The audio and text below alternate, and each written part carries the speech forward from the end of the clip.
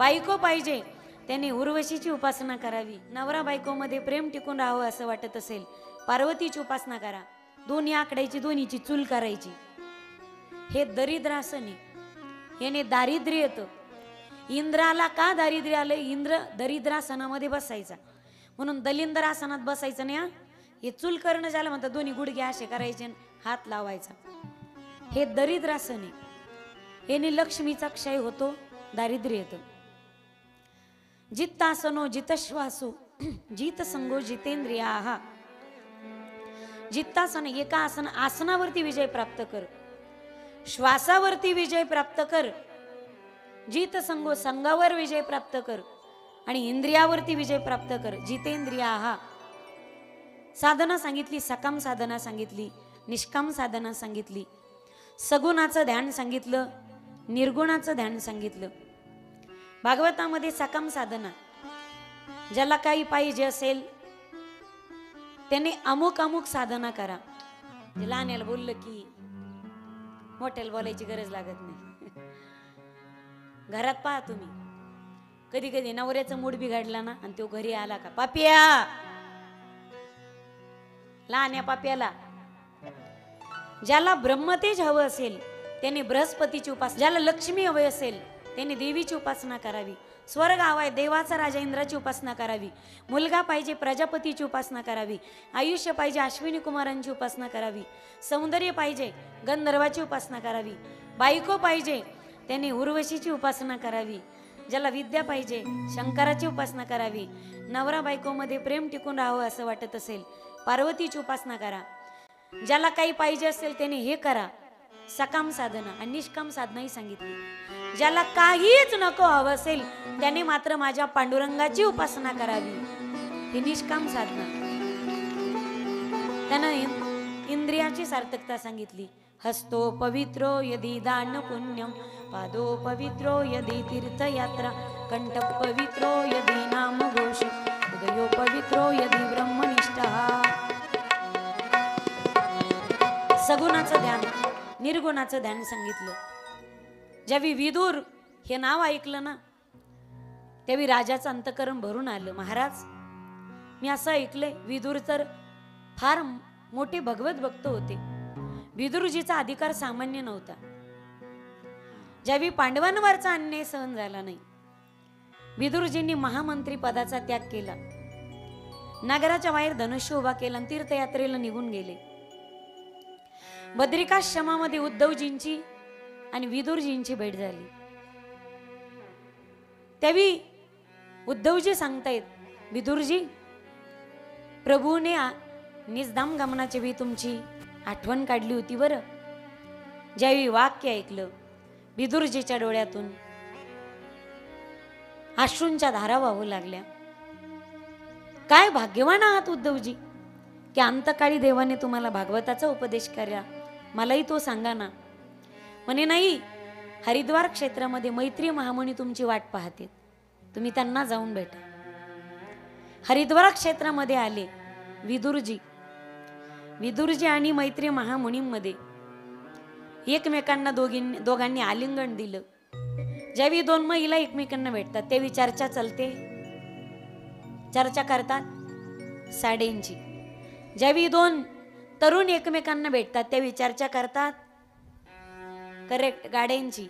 ज्यावेळी दोन म्हातारी एकमेकांना भेटतात त्यावेळी चर्चा करतात माढ्यांची. बरोबर आहे ना, माढ्यांची. ज्यावेळी दोन भगवत भक्त एकमेकांना भेटतात त्यावेळी चर्चा करतात भक्तीची. आपल्यासारखं नाही मग किती क्विंटल कापूस झाला, किती हरभरं झालं. ज्यावेळी दोन भक्त एकमेकांना भेटतात त्यावेळी भेटीचा विधी ठरलेला असतो. 4 मिले 64 किले. 4 मिले म्हणजे दोघांचे 4 हात आणि 4 डोळे एकमेकांना भेटतात. 64 किले. दोघे एकमेकांना भेटून आनंदाने हसतात. याचे 32 आणि त्याचे 32, 64 किले. ज्यावेळी दोन भगवत भक्त एकमेकांना भेटतात मत चित्ता मदगत पाना बोधयंत परस्परम कथयंतश्च मानित्यम पश्यंतीच रमंतीच. दो एकमेकांना भेटले आणि ज्यावेळी विदुरजींना पाहिलं मैत्रियांच्या डोळ्यातून आनंदाच्या धारा वाहू लागल्या. कडकडून मिठी मारली आणि दोघांमध्ये जो संवाद झाला तिथे सृष्टीचं वर्णन आले. सृष्टी वर्णनाला प्रारंभ झाला. पहिले कोठीचे नव्हते काही, चंद्र सूर्य तारा नाही, अवघे शून्यची होते पाही, कानोबा तेरे तेरे तेथे एक ढालगज. प्रकृती आणि पुरुषापासून या जगताची उत्पत्ती झाली. म्हणजे या जगतामध्ये प्रकृती व्याप्त आहे म्हणून पुरुषांनी उड्या हाणायच्या नाहीत, आम्ही पुरुष आहोत म्हणून. सगळ्या पुरुषात प्रकृती व्याप्त आहे, सगळ्या पुरुषात. आणि सगळे पुरुष, सगळे जेंट्स म्हणजे पूर्ण पुरुष असते तर माणसाचा आवाज बदललाच नसता कधी. लहानपणी आवाज असतो मुलीसारखा, बरोबर आहे ना. ज्यावेळी प्रौढ अवस्था प्राप्त होते तुमचा आवाज दमदार तयार होतो आणि म्हातारा माणूस झाला की पुन्हा आवाजातला दम निघून जातो, म्हणजे बाईसारखा आवाज होतो, बरोबर आहे ना. पापिया पाणी आण ना पाणी, आवाजात दम राहतो का नंतर? अजिबात नाही. सगळ्यामध्ये प्रकृती व्याप्ते म्हणून स्त्री आणि पुरुष असा जो भेद आहे ना, पुरुषांनीच करावा परमार्थ, नको नको स्त्रियांचा परमार्थ, हे पुरुषांच्या बाबतीत प्रामाणिक. आणि स्त्री जर परमार्थात असेल तर नको नको पुरुषाचा परमार्थ. पुरुष परमार्थ करताना स्त्री मध्ये नसावी आणि स्त्रिया परमार्थ करताना मग पुरुष मध्ये नसावा. संग बिघडला की परमार्थ बिघडल्या जातो माणसाचा. म्हणून बायांना नावं ठेवणं. वेदांताच्या भाषेमध्ये आज कोण पूर्ण पुरुष आहे? वेदांताच्या भाषेमध्ये पुराण पुरुषोत्तम फक्त एकाच आहे, एकटाच आहे. एकला हा नटधारी भोग भोगोनी ब्रह्मचारी. बाकीचे जरी दिसत असले पुरुष मात्र सगळे स्त्रियाच आहे. फक्त 3 दिवसामध्ये ती बाई अस्पृश्य असते, 4 दिवस. आणि उभ्या आयुष्यात तुम्ही स्त्रीकडे नजर टाकत असताना जर एकाच गोष्टीने टाकून पाहत असाल तर आधी तुमची नजर शुद्ध करा. स्त्री वाईट नाही, तुमची नजर खराब आहे. स्त्री जगाकडे पाहताना एवढ्या पवित्र नजरेने पाहते आणि तुमच्या नजरेत जर वासनाच भरलेली असेल तर आजी तुमच्या दृष्टीचं ऑपरेशन होणं गरजेचं आहे, खराब नजरेचं. मन में सच्ची श्रद्धा और विश्वास हो तो शंकर में भी कंकर दिखाई देता है, कंकर में भी शंकर दिखाई देता है. और मन में सच्ची श्रद्धा और विश्वास ना हो तो शंकर में भी कंकर दिखाई देता है. ज्या वाईट नजर आहेत स्त्रीकडे पाहताना फक्त भोगदृष्टीने आणि महिन्यात फक्त ती 4 दिवस अस्पृश्य असते, बाकीच्या 30 दिवस जर तुम्ही तिच्याकडे त्याच नजरेने पाहत असताल तर आपली नजर आधी खराब आहे. यारे यारे लहान थोर याते भलत्या नारी नर, जळती दोषाचे डोंगर शुद्ध होती नारी नंतर नर. आधी शास्त्राने महिलांना स्थान दिले.